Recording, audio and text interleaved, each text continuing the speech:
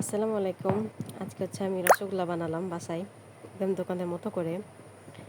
তো আমি এখানে নিয়ে নিয়েছিলাম হচ্ছে 1.5 কেজি গরুর দুধ। তো দুধটা আমি সুন্দর করে ফুটিয়ে নিয়েছি, দেখতে পাচ্ছেন বলক উঠে গেছে। তো এর মধ্যে আমি 3 চামচ দিয়ে দিয়েছি হচ্ছে হোয়াইট ভিনেগার। তারপর দিয়ে আস্তে আস্তে সুন্দর করে একটু ফুটিয়ে নিব। আর দুধটা কিন্তু আস্তে আস্তে ফেটে গেছে, দেখতে পাচ্ছেন। এই যে নামিয়ে দিয়েছি পাতিলটা। আর এই যে ছানাটা কিন্তু হয়ে গেছে একদম। তো এই ছানাটা আমি 8 থেকে 10 বার সুন্দর করে সাদা পানি দিয়ে, নর্মাল পানি দিয়ে ধুয়ে নিয়েছি ভালো মতো, যাতে কোন ধরনের গন্ধ বা অন্য কোনো কিছু না থাকে। ভালো মতো ধুয়ে আমি পানি ঝরিয়ে যেখানে একটা সাদা কাপড়ে রেখে দিয়েছি। আর এখানে ছানাটা নিয়ে সুন্দর করে ছানাটা মথে নিব ভালো মতো, মেখে মেখে, যাতে ছানাটা থেকে একটা নরম ভাব চলে আসে, শক্ত ভাবটা কেটে যায়, নরম একটা সুন্দর সফট একটা ভাব চলে আসে ছানার মধ্যে। দেখতে পাচ্ছেন একটা নরম নরম কিন্তু ভাব চলে এসেছে।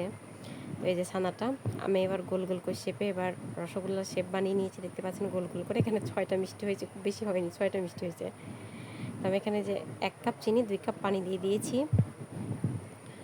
চিনিটা পানি একসাথে দিবেন, নাহলে কিন্তু লাল হয়ে যেতে পারে।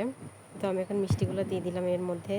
খুব বেশিক্ষণ না, আপনার 4 থেকে 5 মিনিট এই মিষ্টিগুলো এই চিনির শিরার মধ্যে ফুটিয়ে নেবেন। নাহলে খুব বেশি হলে কিন্তু মিষ্টিগুলো আলাদা আলাদা হয়ে যাবে সবগুলো। দেখতে পাচ্ছেন মিষ্টিগুলো কিন্তু একদম আলাদা হয়নি। এই যে এবার আমি নামিয়ে দিয়েছি। এবার ফ্রিজে এটা রেখে দিবেন, ঠান্ডা হলে মজা করবেন। তো আজকে বানালাম হচ্ছে রসগোল্লা বানালাম।